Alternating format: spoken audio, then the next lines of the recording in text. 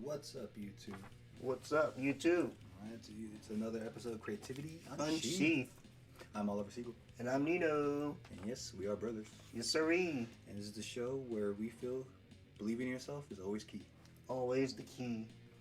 And today we are looking at Art Adams, creature from the Black Lagoon. This is a real treat. Because you know how we looked at the wizard how to draw books? Oh, yeah. Right, and he had a little segment of how to do textures and stuff, and we showcased this book. It's like this became that. So, you know, this is Art Adams himself. Yeah. And today we get to dive into that. And you know, everyone knows what Creature from Black Lagoon. And if you are born today and you don't know it, Creature from Black Lagoon is the classic black and white horror film from Universal Studios. And you can either call it Gilman or the Creature from Black Lagoon.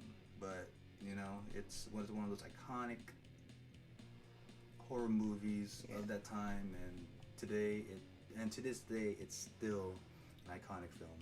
Public domain?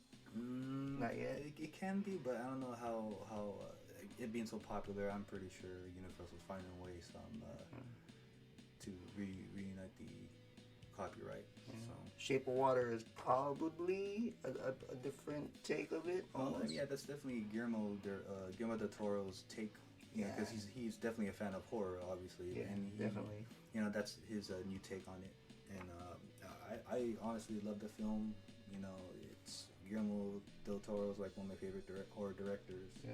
Not much to explain here, but it's a classic black and white film rendered into a comic book format, and pretty much going not backwards, but you know, it's just the whole storyboarding aspect to it. Yeah, a nice adaptation. You know, it's like Arthur Adams going backwards, or But Art Adams, you can see how so much detail is packed into it that he had to draw on a bigger artboard.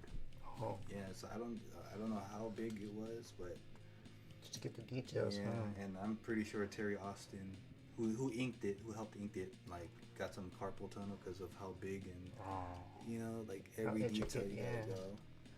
But that's what you gotta admire about Art Adams. He's going to provide that style, and Art Adams is he's on that list of artists that we learn from. Yeah. I mean, who else learned from is the Image Boys. The Image Boys, yeah. Him and Michael Golden, are like similar art style, but it's the styles that I like. Yeah. It's cartoony, but still has that realism to it. And like the Image Boys, just has more detail to it. Yeah. That's pretty awesome. So I mean, it would be pretty cool if we can play the movie as this goes out, so we can like do a read along. Yeah, right. But it's just really cool how he goes like from scene to scene, panel to panel, and, like just totally taking the movie. That's quite cool. It's like 2 different scenes in one page, 3 different scenes in one page. Mm-hmm. Oh yeah, this scene. And then it's cool. Very cinematic. It's good. Yeah. He it's awesome that he recaptures that. Yeah.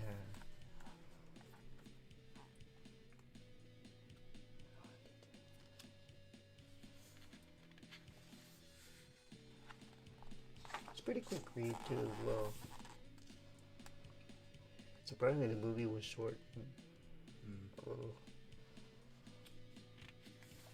I mean, for a short movie, still being impactful. Yeah. It's cool that you leave the mystery of what this creature is. Yeah. It's obviously unknown, and you're in the Amazon somewhere. It's like there's still creatures that we don't know today. Yeah, that still hasn't been just found. banging, yeah.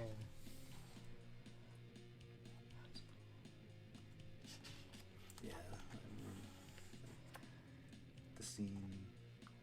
I mean, yeah, it's a bit longer than this, but he's able to capture it pretty well. Like just the stalking scene from the creature. Yeah. Oh, right here. Right. Behind the seaways. Art Adams draws pretty good girls. That's good. Man. Yeah, see, he really knows textures. And, you know, if, like, go back to our, Oh, this is like from the movie. They should try together. I like how that flows. Right? That's really cool. That's really good. I just now realize that. Wow. Damn, that's pretty good. Wow, see, now, yeah, that's a very good use of storytelling, right? A little middle dialogue. It's all in the movement. Wow. That's really cool. It's cool. The accents depicts of touching. Right? Instead of, or gasp, or, Yeah, or like, what's that? or Emma like actually grabbing. That suspense. Especially if you're trying to recapture a black and white film.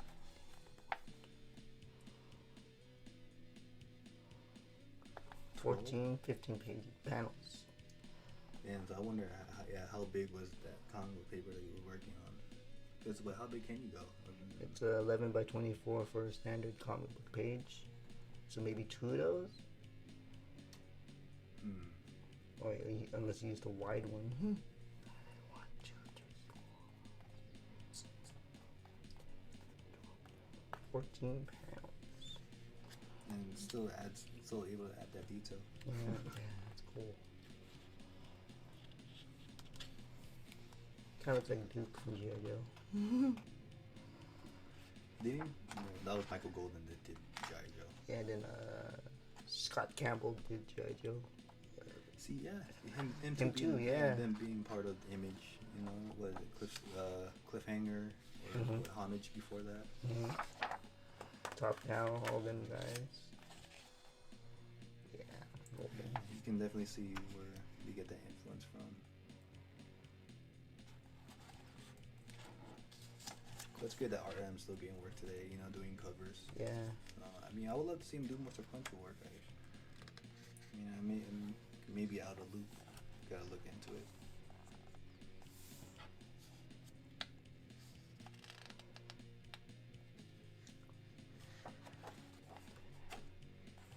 How long it took him to draw this?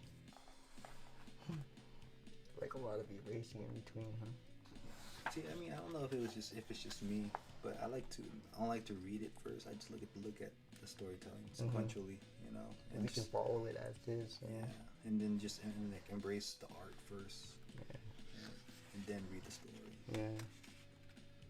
And then Probably that's why we take like an hour and a half to read one issue. Comic books so slow. I like to read. I like to look at the art. I am studying. I like to study. Do it. Comics. It's comics. How else are you gonna know how to do it? That's study. Man, how many pounds? 1, 2, 3, 4, 5, 6, 7, 8, 12. Man. It's like lighting. Man, what made them justify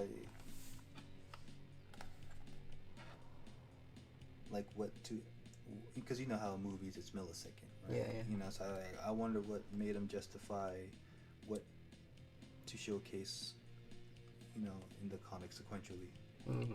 Like what points of the film are you taking? Oh, right. Instead of like how like in manga they do every panel like inch by inch, the turnaround head. Man, that's nuts. But yeah, I mean, I just wonder how he defined that or justified that, and you know, that's pretty good. He probably thought of like how people do video edits today, the points. I wonder if he was watching the movie at the same time. Right, like commercial or whatever. Watching the movie at the same time, or he had like a book full of movie stills. Oh, people swimming and stuff.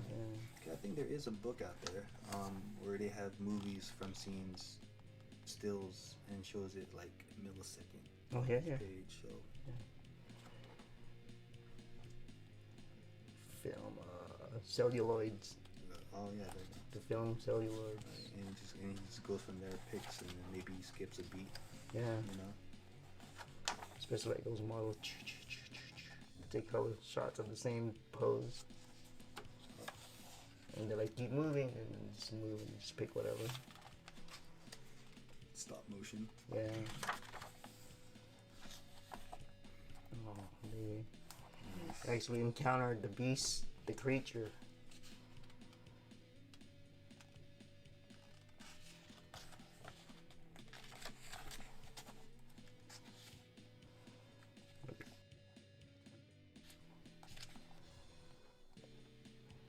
So he gets away, jumps back in. Man, yeah, he really throwing a lot of panels. 7, 8. It's cool work. Now, this is definitely a lot of work. And you can tip your hat off to Art Adams. It's like the amount of detail that he puts, it's understandable. And I think because of these amount of detail, it like gets held back with the deadline. Oh yeah, for sure. So I think some in the long shots you see that with Anderson. Oh yeah, early 80s. Yeah. And like you see where he rushed. Yeah, right. You can see it totally like toward the end. He knew like deadline was coming up. But I don't know if there was no deadline here because it just seemed like he was able to take his time. Maybe this was one of his passion projects. Maybe. Oh, totally. Like I want to retell this. I wonder if there was another artist that was up for the job.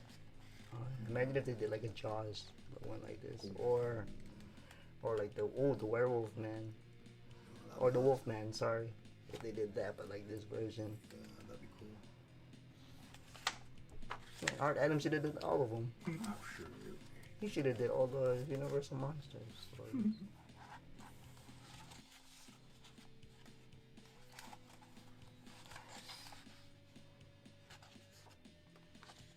And how did that tree get on the water? Go back. You know what they're over there? Oh, it was already underwater. Oh, yeah, I think. They're trying to pull it out because it was like barricading their path. Oh, you probably set it up there. Oh shit, he gone through the window. Say, back up. It's cold. You okay, man? Let the wind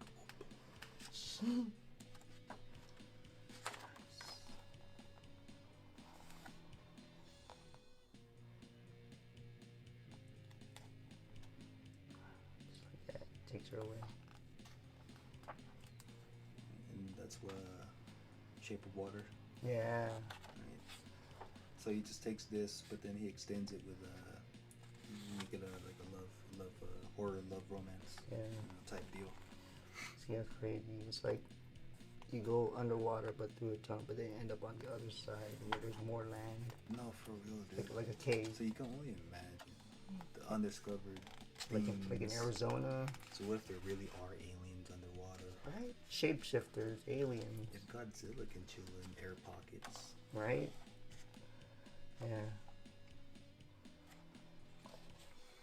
And yes, we are using our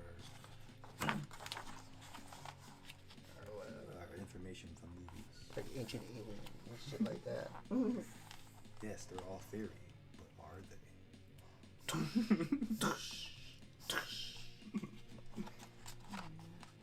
Got him. See, at this point, you actually feel sorry for him. Yeah.